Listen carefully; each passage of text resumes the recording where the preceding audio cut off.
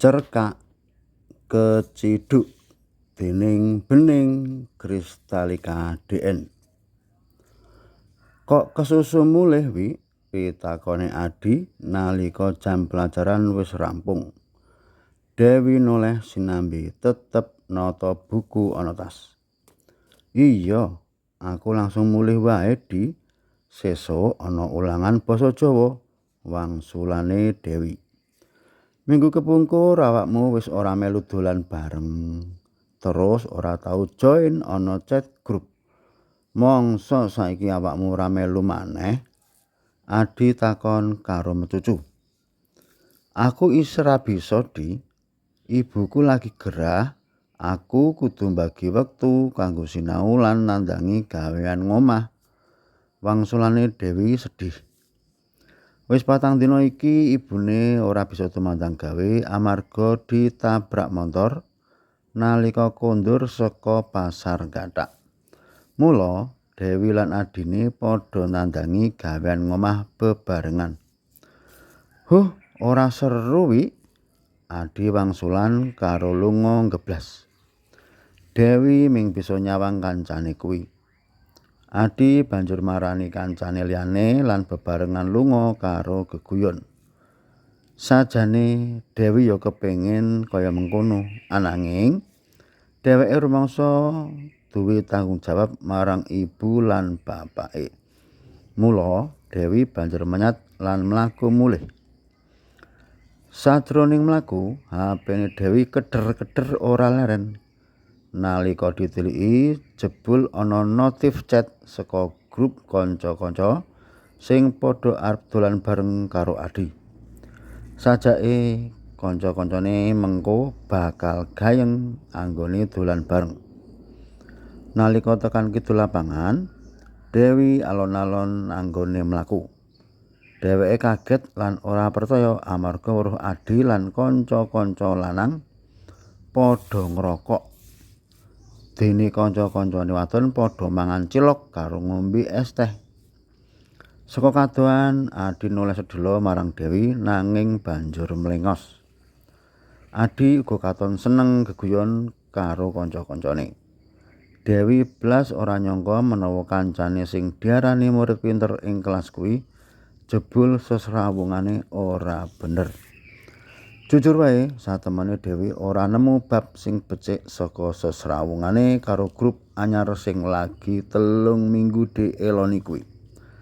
Pangirane Dewi gabung bareng karo kelompoke Adi bakal nggugah semangat anggone sinau, ananging jebulane ora. Dewi malah asring diajak mlaku-mlaku, jajan lan manggrok ana warung-warung cilik utawa ing pinggir kali.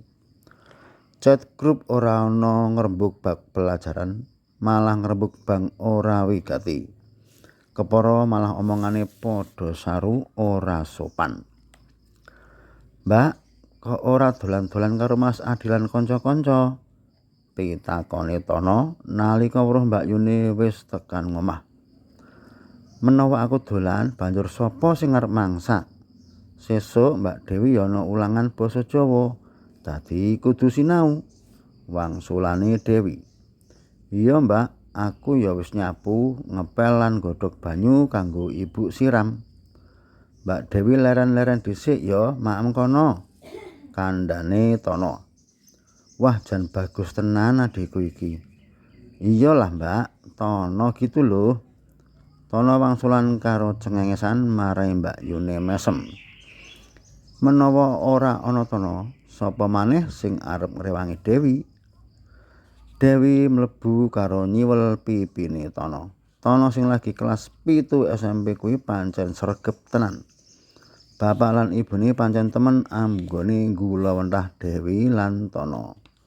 Apa maneh saiki wis mlebu jaman digital sing kabeh bisa sarwa instan lan online.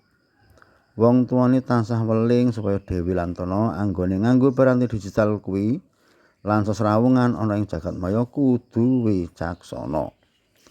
Kudu bisa milah-milah anggone kekancan, pinter nyaring informasi lan ora gampang percaya marang liyan. Dewi Kartana uga didhawuhi supaya bisa nglimbang ala becike sesrawungan ing digital. Bapake uga ngandharake menawa piranti digital kuwi apike uga ana dadi sarana nguri-uri kabudayan supaya kabudayan Indonesia ora kelelep déning kabudayan manca sing ora bener. Dewi ndudul aplikasi WhatsApp, wis ana atusan notif chat ana grup. Dewi memeng buka.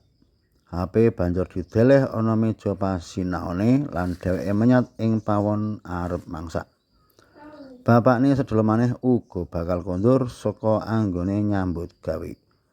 Sawise nyibini ibune, mangan bareng lan tumandang gawean ngomah, ora krasa wis peteng. Dewi gage nyekel buku lan sinau.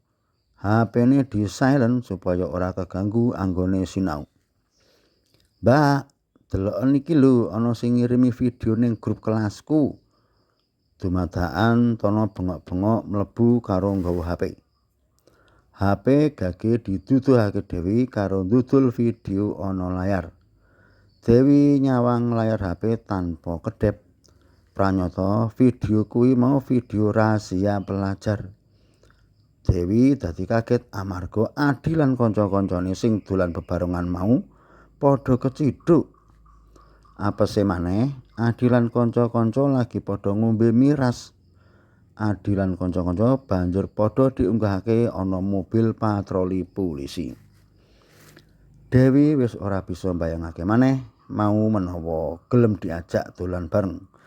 Mesti dheweke uga bakal katut keciduk lan ora bisa dibayangake menawa kepiye kuciwane bapak lan ibune. Dewi muji syukur awit Gusti isih tresna marang Dewi. Ngluwari Dewi saka sesrawungan sing ora bener. Dewi lungguh awake dadi krasa lemes. Cuntel.